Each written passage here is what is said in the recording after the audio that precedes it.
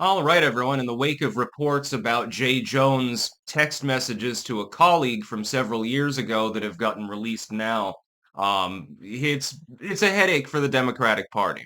The local and state Democratic Party, by the way, refusing to unendorse him, refusing to call him out. He's trying to run for attorney general there in the state of Virginia.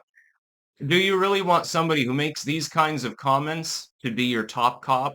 I don't think that's a good idea. I believe that early voting has already been happening, though, so we'll see what effect, if any, it has on the race. Specifically, he was speaking about Todd Gilbert, another person in politics in the state of Virginia, and he was talking privately with a colleague and said, "Well, I wish he was dead. Gun to head, if I only had one bullet, two bullets, and I could kill Hitler, Pol Pot, or Todd Gilbert, I'd put two bullets in his head." Then he rambles about how he wanted to kill his kids, and that they should be shot, and that he hoped specifically that they died in their mother's arms. Sounds like a real great potential attorney general now, doesn't it, state of Virginia? That's a great idea.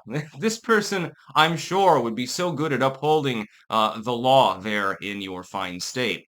The fact that the legacy media, and they're being called out on this right now, there's virtually no coverage of this story. It's effectively a blackout by most media sites. The only one that's going to report on it, of course, will be Fox News, giving it importance. But that doesn't really matter because I'm assuming the average Fox News viewer is probably not inclined to vote for Jay Jones, especially after this. So it's going to be a headache for Democrats because now more independent commentators are weighing in. It's putting pressure on the legacy media to at least topically cover the subject. And so, other than the fact that you've already had hundreds of thousands of people vote early, when he was maybe riding higher, I suppose, because this will damage his credibility, I'm assuming, with anyone that knows that it happened at all. Keeping in mind, it only matters whether Virginians know about it. Of course, they're the ones that are voting in the state's election.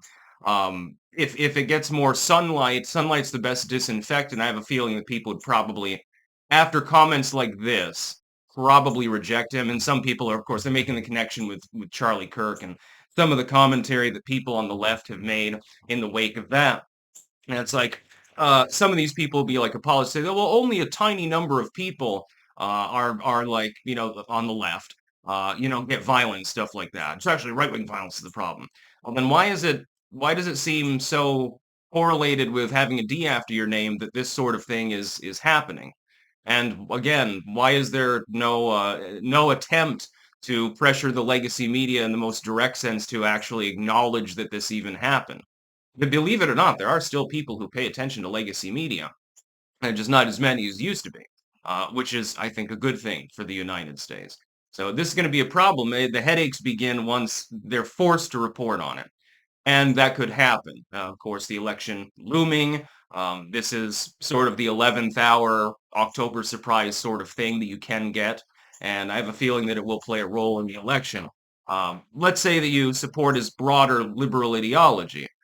Do you support that particular messaging with regards to people who you happen to politically oppose?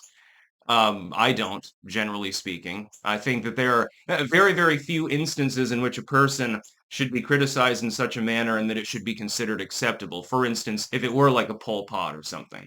But the fact that a person is a member of the Republican Party or opposed you in a political campaign or something like that, say this sort of thing, it's just unbecoming. It doesn't make a whole lot of sense. I'm not sure why you would direct your ire, by the way, towards his children anyway, regardless of the situation. Last I checked, they were not elected officials.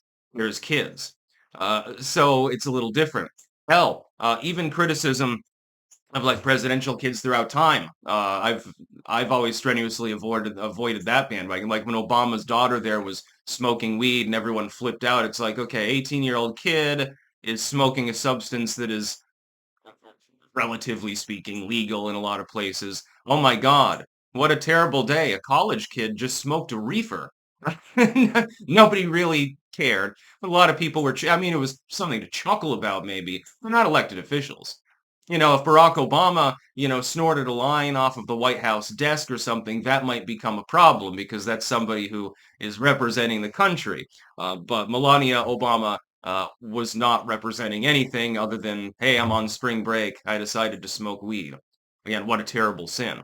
As far as I know, Todd Gilbert didn't do anything particularly to warrant any ire at all. Certainly not his kids. I doubt that Jay Jones ever met them.